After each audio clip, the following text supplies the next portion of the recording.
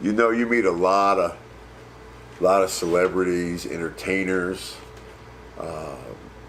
actors, lawyers, doctors. You meet a lot of people backstage at a WWE event because at one time or other, everybody's a wrestling fan.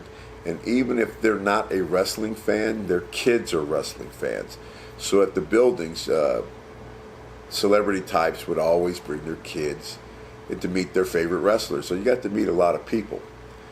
But I got to meet somebody who I'm still friends with today.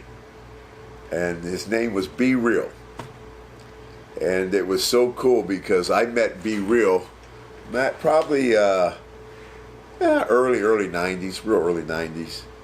And we got to hang out together, and he came up, we were coming up with some finishing moves for the Godfather and what to call him, because at that time we didn't have, there was the Hoe Train and the Pimp Drop, and we came up with different finishing names that we hadn't settled on anything. And so we ended up, my finishing moves would be, I would get the train and chug it in the corner, and then I'd run as fast as I could and smash you in the corner. Then I'd put you in a firearms carry, drop you on your back, and we called that the Pimp Drop, the Hoe Train into the Pimp Drop. And then B-Real had an idea. He says, this is what we're going to do, man. He wanted to call it the One Hitta Quitta.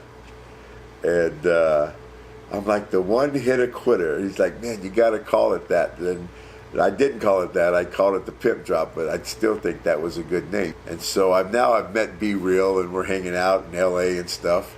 He goes, I got an idea. He goes, tonight when you go on stage, and he says, and you get to the part where you say, roll a fatty for this Pimp Daddy, he says, I'm going to have somebody throw up a king-size joint on stage.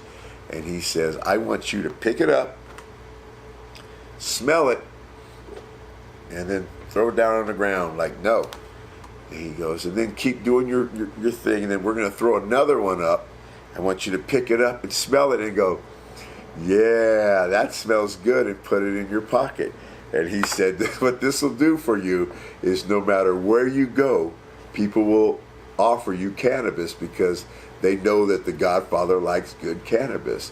And so we did it, and from that, we did it in the ring that night, and just like he said, man, from that day on, from when I picked up that second joint and smelt it, no matter what town I went to, people, and today, and still today, yesterday, still today, people are like, Godfather, try this out, man, this is really good. So B-Real, thanks, man. I should have listened to you on the One Hitta Quitta too, but that was pretty cool stuff, man.